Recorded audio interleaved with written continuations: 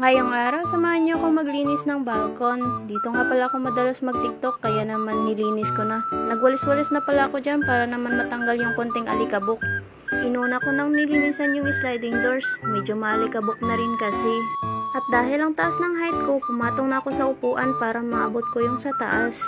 Hindi naman masyadong madumi yung sliding doors, kaya konting brush na okay na.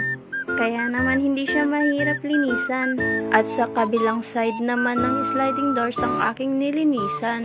At kagaya nga sa kabilang side, hindi siya mahirap gawin kasi alikabok lang naman, konting brush lang siya, okay na rin. At sa mga oras na yan, wala akong ibang magawa. Kaya naglinis na lang ako kesa naman tumunganga.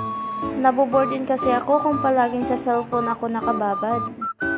Sinunod ko na palang linisan yung sa pader ng balkon. Medyo madumi talaga at saka may lawa na. At saka may alikabok din.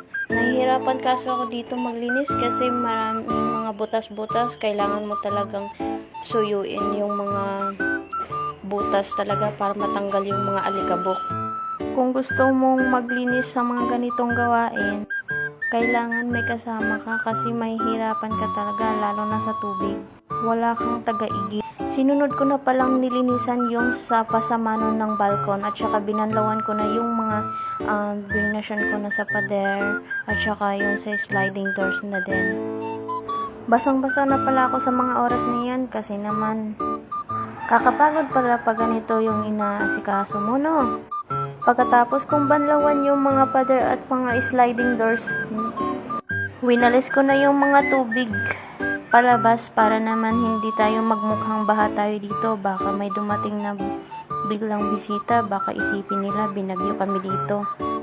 Kaya winalis ko talaga ng mabuti para walang matirang kahit kunting tubig.